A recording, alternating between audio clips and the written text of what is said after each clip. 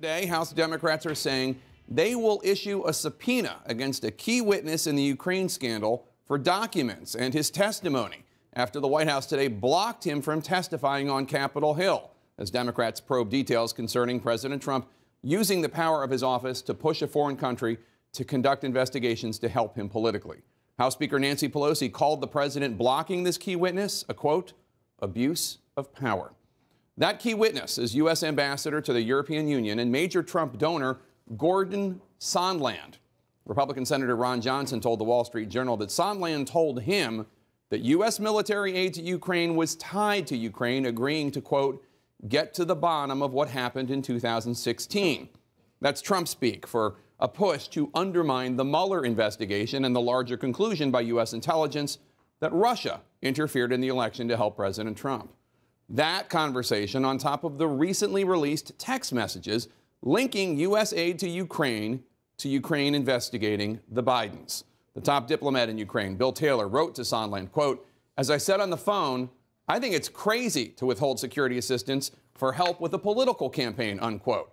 Sondland waited about 5 hours and then replied, quote, Bill, I believe you are incorrect about President Trump's intentions. The president has been crystal clear, no quid pro quos of any kind. A source now tells CNN that during that time gap, Sondland phoned President Trump himself. Now, the president has said publicly that the Ukraine conversation was, quote, perfect, that there's nothing wrong with what he's done, that there was no quid pro quo. That's what he says. Now, what he and the White House have done, well, that's a different matter. They hid the rough transcript of the call with the president of Ukraine in a hyper-secure computer system. They tried to keep it from Congress after the whistleblower went to the inspector general. They're attacking the whistleblower. And now, as of today, they're blocking witnesses. We'll leave it to you to judge if that's how officials with nothing to hide behave. CNN's Kaitlan Collins picks up our coverage now with new reporting on how the White House immediately tried to bury that Ukraine call to keep it from the American people. Today, the White House intervened for the first time to stop a key witness from cooperating with Democrats' impeachment inquiry, blocking top diplomat Gordon Sondland from showing up for his deposition only hours before it was scheduled to take place. By preventing us from hearing from this witness and obtaining these documents, the President and Secretary of State are taking actions that prevent us from getting the facts needed to protect the nation's security. President Trump said he stopped it because the inquiry is illegitimate, calling it a totally compromised kangaroo court. His allies signaling this could be a broader strategy to stonewall, with one saying the days of playing nice are done. When you have a Speaker of the House who says we need to strike while the iron's hot, when you have a chairman of the committee who is so biased against this president. The fight coming as CNN is learning more about the call that started it all. Sources say as soon as Trump hung up with Ukraine's president in late July, a mad scramble began inside the administration. At least one National Security Council official alerted the White House's national security lawyers that there were concerns about what Trump said. Those are the same lawyers who later ordered the transcript moved to a more secure server in order to limit those who could see it. Several aides frantically asked if they should notify other senior officials who weren't on the call, like those at the Justice Department, since Trump had invoked the Attorney General's name several times. The focus now turning to those who listened in during the call, including the Secretary of State, top national security officials, and aides for the Vice President and Chief of Staff. Democrats say despite White House efforts to stonewall, they'll continue their investigation of whether Trump abused the power of his office. Through this impeachment inquiry, we are determined to find the answers. Thank you. Now, Jake, we're also learning that the White House has reached out to outside attorneys to get counsel on impeachment. One of those, according to what a source told my colleague Pam Brown, is a former congressman from South Carolina, Trey Gowdy. Now, that follows CNN reporting that the president had been initially resistant to the idea of forming an impeachment defense team or bringing in new attorneys, believing that doing either would make him look weak. All right. Kaitlan Collins at the White House, thank you so much. Let's chew over all of this with my experts. Amanda, I'm interested in your opinion on this. To me, just having covered enough of these things, Taylor's texts in which he says, just as I said on the phone call, you know, blah, blah, blah, blah, I don't approve of this, is what he's saying.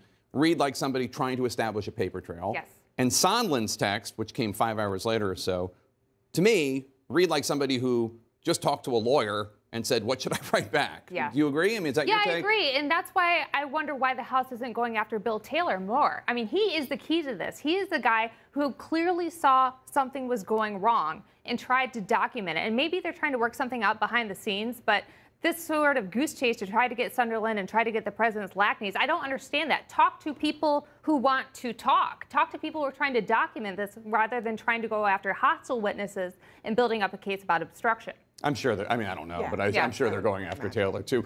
Phil, I want to get your take on this. How does this read to you? Taylor says, quote, this is a text message on WhatsApp.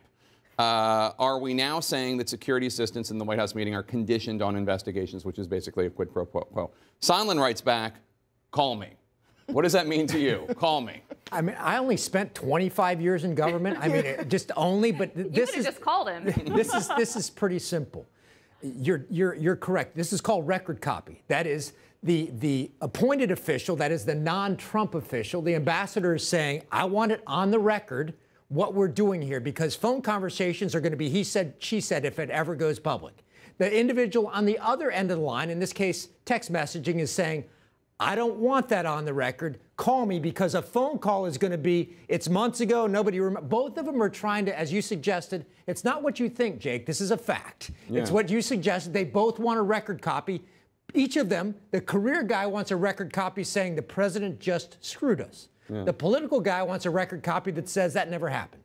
And how is the White House preparing for this other than mean tweets and just having, you know, their minions in Congress go out there and lie? It is very telling that even though Sondland's testimony has been scheduled for many days now, the decision to pull his testimony only came last night. They are making a lot of these decisions on the fly, responding in large part to what the president wants. The president himself made it clear that he was the one who was not comfortable with Sondland testifying. Here's why all of this previous conversation we were just having and that question are related. Sondland is the person who was communicating directly with President Trump about all of this, all of it. So Bill Taylor knows what he thinks was going on. Sondland knows what was actually going on because he was communicating with the principal about it. That's what makes him such an important witness. It's also what makes the White House and the president nervous about him getting in a setting where he's testifying under oath and cannot lie to Congress without risking, you know, potential jail time. And let's talk about Sondland for 1 second. Okay, he's a very, very wealthy hotel guy. He was a Jeb Bush backer, then gave $1 million to President Trump's inaugural committee, got in on that way. Now, he is the U.S. ambassador to the European Union. Now, I'm no expert on international affairs, but last I checked, Ukraine is not in the European Union. So what is he doing here, in your view? Well, I think he's trying to execute the orders of the boss man, and that's the challenge with political appointees, often versus a civil service or career officials who are dedicated to the cause rather than to the person. The entire State Department right now has been rattled, not just by this incident, but previous IG reports from even this past summer about how political appointees have been calling holdovers traitors and questioning their loyalty to Donald Trump. And it underscores how important it is to have a service that is dedicated to American values and the Constitution. That's ultimately what's being tested here with this. Unfortunately, the Trump administration seems to be hanging their hat on this idea that they argued in court today that the Nixon impeachment process was improper, and that, I'm like, that's your argument, that Nixon was railroaded. When you've gone that far down the line, it shows that you are far more interested in obstructing justice than you are in telling the truth. Oh, Geraldo Rivera told Sean Hannity the other day, you know, I'm paraphrasing, but something like, thank God for you. If you'd been around during Nixon, he never would have been impeached. You know, this to me is kind of painful as a former government guy. When new people come into town, whether it's Democrats or Republicans, people like me were viewed as suspect. It's like two dogs at a fire hydrant.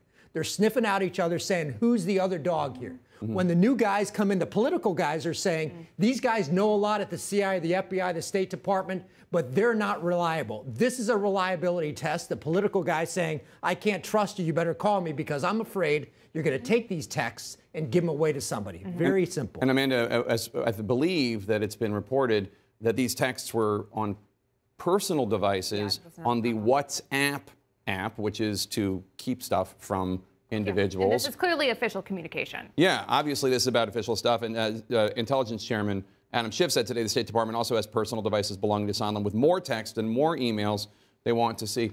I recall them being offended when somebody else had like what was her name? Yeah, had a system for avoiding this kind of a way that the government can easily get to something. Yeah, these secret servers and secret messaging apps are going to come back to bite you. But there is an interesting talking point I'm seeing gain a lot of steam in conservative circles and among Republicans who are really trying to rationalize this. They just come out and say, you know what? This is bad. All this is bad, the messages, the secret services, but it's not impeachable. We need an election to decide what's going on. And after the Mueller report, I thought that was a decent rationale. Let the election decide it. But the thing that you have here, you have the president and a lot of his men participating in election offenses. So how do you ensure that you're going to have a free and fair election in 2020 when the president has shown a willingness 3 times with Russia, Ukraine, and China to cheat